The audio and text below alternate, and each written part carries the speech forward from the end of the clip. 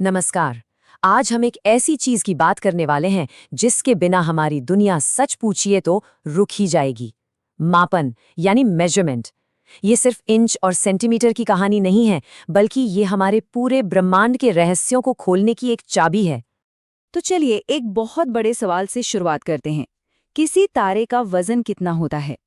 ये सुनने में शायद नामुमकिन लगे, लेकिन इस सवाल का जवाब खोजने की कोशिश ही हमें मापन की असली ताकत दिखाती है। और अब जरा कुछ एकदम अलग सोचते हैं। एक सेकंड, हम इसे हर दिन महसूस करते हैं, हर पल जीते हैं, पर ये असल में कितना लंबा होता है, इसे तय कैसे किया जाता है? देखिए, बड़े बड़े तारों से लेकर पलक झपकने तक हर चीज को समझने के लिए उसे मापना जरूरी है। तो चलिए इसी बात से शुरू करते हैं कि ये मेजरमेंट यानी मापन आखिर है क्या। तो सबसे पहले एकदम बेसिक से शुरू करते हैं। जब हम कहते हैं मापन, तो इसका असल में मतलब क्या होता है? बहुत ही सीधे सादे शब्दों में कहें तो मापन एक तरह का तुलना का खेल है। हम कोई अनजान चीज लेते हैं और उसकी तुलना एक जानी मानी स्टैंडर्ड चीज से करते हैं जिस पर हम सब सहमत हैं। जैसे किसी टेबल की लंबाई को मीटर स्केल से नापना। हर मापन के दो सबसे जरूरी हिस्से होते हैं। एक होता है नंबर यानी कितना, और दूसरा होता है यूनिट यानी किस चीज का। मान लीजिए कोई कहता है कि दूरी 5 है, तो ये बात अधूरी है। 5 क्या?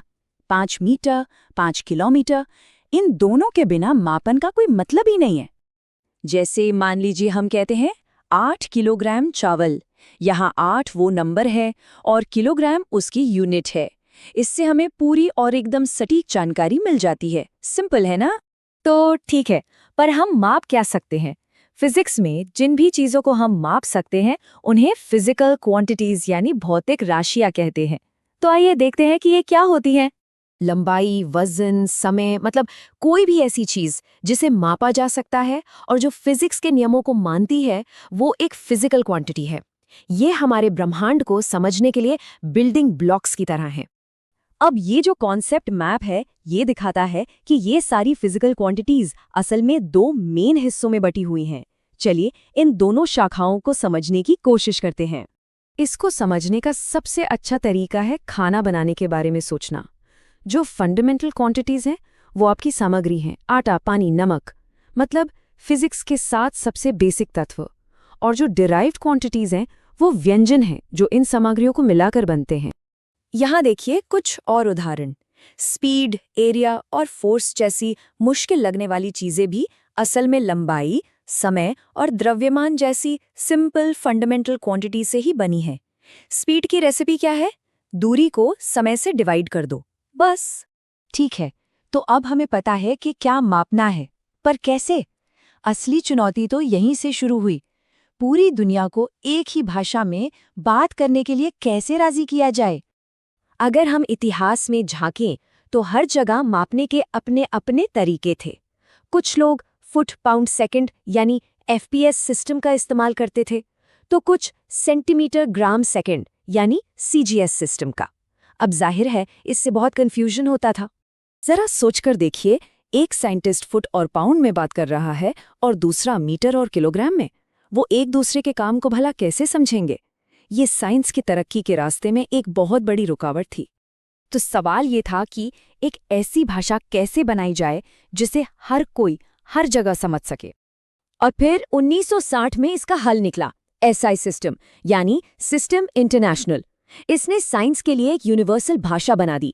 अब पूरी दुनिया के साइंटिस्ट एक ही स्टैंडर्ड का इस्तेमाल करते हैं, जैसे लंबाई के लिए मीटर और वजन के लिए किलोग्राम। यह साइंस के लिए वाकई एक बहुत बड़ा गेम चेंजर था। अच्छा, तो ये जो यूनिवर्सल सिस्टम है, ये हमारी रोज की जिंदगी में कैसे काम करता है? चलिए कुछ प्रैक्टिकल उदाहरण देखते हैं। स्कूल में इस्तेमाल होने वाले रूलर से लेकर दर्जी के इंच टेप तक, ये सारे टूल उसी ग्लोबल एसआई सिस्टम का इस्तेमाल करते हैं। यहाँ तक कि एक साधारण से धागे से भी किसी घुमावदार लाइन की लंबाई सेंटीमीटर में मापी जा सकती है। और मजे की बात तो यह है कि एरिया और वॉल्यूम जैसी चीजें भी लंबाई जैसी फंडामेंटल क्वांटिटी से ही निकली हैं। बस लंबाई को चौड़ाई से मल्टीप्लाई करें तो एरिया मिल जाता है, जिसकी एसआई यूनिट है स्क्वायर मीटर। सब कुछ एक दूसरे से जुड़ा हुआ है। और अब सबसे दिलचस्प हिस्से पर आते हैं। ये एसआई सिस्टम हमें ब्रह्मांड की सबसे छोटी से लेकर सबसे बड़ी चीजों को मापने में कैसे मदद करता है। जरा इस नंबर को देखिए। ये 1 लाइट ईयर की दूरी है मीटर में। इतने सारे जीरो, इसे लिखना और पढ़ना तो लगभग नामुमकिन है। जाहिर है वैज्ञानिकों को इससे बेहतर तरीके की जरूरत थी, और इसका समाधान बहुत ही शानदार और आसान था।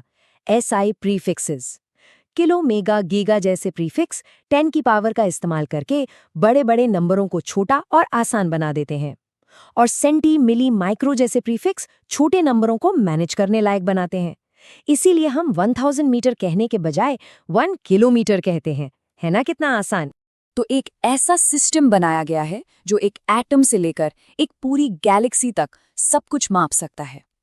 लेकिन ये एक सवाल भी खड़ा करता है, क्या कोई ऐसी चीज है जिसे हम अभी भी नहीं माप सकते? शायद प्यार, चेतना या खुद समय का असली मतलब?